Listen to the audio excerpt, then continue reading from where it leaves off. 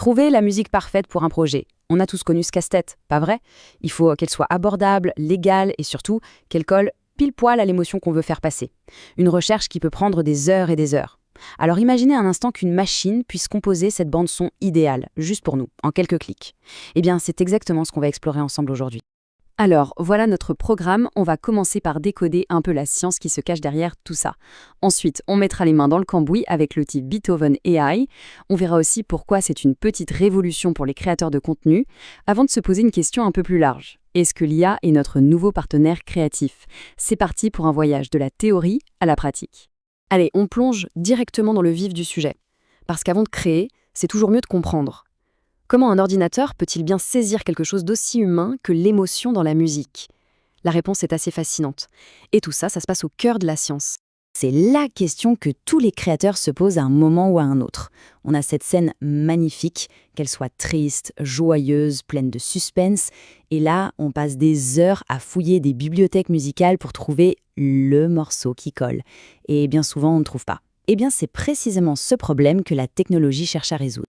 Le concept clé derrière ce nom un peu barbare, c'est la génération de musique affective. En clair, qu'est-ce que ça veut dire? On apprend aux machines non seulement à assembler des notes, mais à le faire avec une intention, celle de provoquer une émotion. L'IA analyse des milliers de morceaux pour comprendre ce qui, dans la musique, nous rend heureux, mélancoliques ou nerveux. Du coup, la musique par IA, ce n'est pas juste une affaire de code, hein. C'est vraiment un carrefour entre trois mondes. D'un côté, l'intelligence artificielle qui amène la puissance de calcul. De l'autre, la théorie musicale qui donne les règles du jeu, l'harmonie, le rythme. Et enfin, la psychologie de la musique qui explique comment les sons influencent notre cerveau. C'est la fusion de ces trois domaines qui rend tout ça possible. Bon, assez de théorie, passons à la pratique. Et pour ça, Beethoven AI est l'exemple parfait. C'est un outil qui met toute cette technologie de musique affective à la portée de tous, avec en plus une philosophie assez unique en son genre. Cette citation résume tout, je trouve. Le nom, Beethoven, c'est bien sûr un clin d'œil à Beethoven. L'idée, c'est de s'inspirer de la richesse et de la profondeur de la musique classique, mais de l'utiliser pour nourrir des algorithmes ultra-modernes. C'est vraiment cette rencontre qui est au cœur de l'outil. Alors concrètement, Beethoven, ça fait quoi? C'est simple, ça génère pour nous des morceaux de musique uniques et, point très important, libres de droit. On lui donne un style, une ambiance, et hop, il compose. Fini la recherche interminable, on demande et on reçoit. Voyons maintenant comment ça marche en vrai. On va suivre le processus de A à Z. Et vous allez voir, passer d'une simple idée d'ambiance à un morceau complet, eh bien c'est d'une simplicité déconcertante. Tout se passe en 4 étapes super claires. D'abord, on définit les bases. Ensuite, on choisit le cœur du morceau, le genre et l'ambiance. Puis, on peut personnaliser le tout. Et enfin, on écoute et on télécharge. Toute la complexité technique est cachée pour qu'on puisse se concentrer sur l'essentiel, la création. Alors, première étape, on pose les fondations. On donne un petit nom à son projet, on définit la durée exacte dont on a besoin pour sa vidéo ou son podcast, et on choisit un tempo général. Plutôt lent pour une ambiance posée ou rapide pour quelque chose de plus dynamique. C'est en quelque sorte le squelette de notre future composition. C'est là que ça devient vraiment intéressant. L'étape du mood. On dit à l'IA quel style on veut. Cinématique, hip-hop, ambiant, peu importe.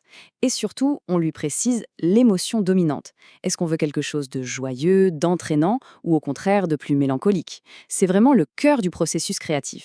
Une fois que l'IA a généré une première proposition, on garde totalement le contrôle. Le son du piano ne nous plaît pas, on l'enlève. On veut rajouter un peu de percussion pour donner du rythme, on les ajoute. On peut vraiment sculpter le morceau pour qu'il colle à 100% à notre vision. Ok, on a vu le comment. Maintenant, intéressons-nous au pourquoi. Pourquoi un outil comme celui-ci est si important aujourd'hui? Tout simplement parce qu'il apporte une solution directe à un problème majeur que rencontrent des tas de créateurs. Et alors, à qui ça s'adresse? Eh bien, le champ est immense. Que l'on soit youtubeur, podcasteur, cinéaste, développeur de jeux vidéo ou même une agence de pub, au fond, ça s'adresse à toute personne qui a un jour eu besoin d'une musique sur mesure, originale et légale. Ce tableau y résume tout. C'est le jour et la nuit. Traditionnellement, trouver de la musique, ça coûte cher, en frais de licence, ça prend un temps fou, et il y a toujours ce risque de problème de droit d'auteur. Avec un outil comme Beethoven, le coût est maîtrisé, la création se fait en quelques minutes, et la licence est claire, nette et perpétuelle. C'est un vrai changement dans la manière de travailler. Pour finir, prenons un peu de hauteur, parce qu'au-delà de l'outil lui-même, cette technologie nous pousse à nous poser des questions assez fondamentales sur la place de l'intelligence artificielle dans le processus de création. Bien sûr, la vision doit être équilibrée. D'un côté, c'est génial, ces outils stimulent la créativité, font gagner un temps précieux et rendent la composition musicale accessible à ceux qui ne sont pas musiciens.